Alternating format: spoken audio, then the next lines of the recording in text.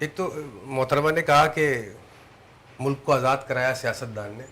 ان کو شاید یہ شعور نہیں کہ سیاستدان میں اور لیڈر میں بڑا فرق ہوتا ہے. قائد اعظم لیڈر بڑے تھے, سیاستدان چھوٹے تھے. تو قوم کو لیڈران کی ضرورت ہوتی ہے, سیاستدانوں کی ضرورت نہیں ہے. اور المیہ یہی ہے کہ ہمارے ملک کے اندر یہ جو سو کال سیاستدان ہے, یہ سیاستدان بن کے سیاست کھیل رہے ہیں. ہمیں ان سب کی ضرورت نہیں ہے, ہمیں لیڈر چاہیے.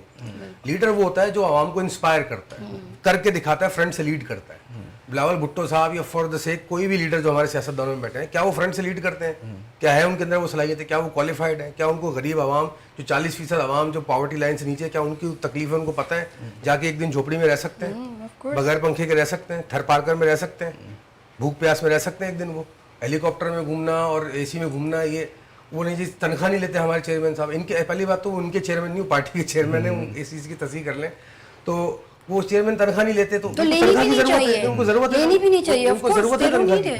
مطلب وہ اگر یہاں سے جو ہے نا روز 1-1 لاکھ روپے بھی اڑا کے پھینکنے لگے نا, تو زندگی بھر ان کے پیسے ختم نہیں ہوں گے. اتنی تو انہوں نے جائیدادیں جمع کر رکھی, ود ڈیو رسپیکٹ, پھر بھی وہ قابل احترام ہے.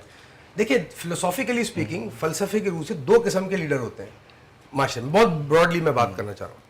ایک وہ جو کیپیبل ہوتے ہیں لیکن آنیسٹ نہیں ہوتے, ان کا کردار صحیح نہیں ہوتا. ایک وہ جن کا کردار صحیح ہوتا ہے لیکن وہ کیپیبل نہیں ہوتے. اب دونوں صورت میں کانسیکوینسز الگ الگ ہوتے ہیں قوم کے لیے. اگر ایک لیڈر جو ہے وہ کیپیبل ہے, قابل ہے, لیکن ایماندار نہیں ہے, تو اپنی قابلیت کو چلاکی میں غلط راستے میں استعمال کر لے گا, قوم کو تباہ کرے گا. اگر دوسرا لیڈر قابل ہے, ایماندار ہے لیکن قابل نہیں ہے, لیکن اس کی ایمانداری جو ہے پھر بچا جائے گی, وہ سیکھتا چلا جائے گا اپنی ایمانداری سے. معذرت کے ساتھ یہ جو ہمارے سیاستدان ہیں, یہ دونوں نہیں ہیں. یہ تو یہ چالاکی کی وجہ سے تو یہ واپس آ جاتے ہیں حکومتوں کے اندر. صرف چلاک ہے, نہ قابل ہے نہ ایماندار ہے. اور چلاکی بھی وہ جو اپنے مطلب کی ہوتی ہے. لیکن یہ دیکھیں, ایک اردو میں محاورہ ہے کہ آپ چند لوگوں کو تھوڑی عرصے تک بیوقوف بنا سکتے ہیں, لیکن تمام لوگوں کو ہر وقت کے لیے بیوقوف نہیں بنا سکتے. 75 سال ہو گئے, اب کیسے نکلیں گے خالد صاحب اس؟ اچھا, میں یہ کہہ رہا تھا کہ بات یہ ہے کہ پہلی بات تو یہ ہے کہ بلاول صاحب کے پاس کوئی پبلک ہوتا تو ہے نہیں. مطلب وہ کوئی کسی عہدے پہ تو ہے نہیں, صرف پیس پارٹی کے عہدہ ہے ان کے پاس ہے, باقی تو کچھ ہے نہیں. قومی اسمبلی کا بھی ہے.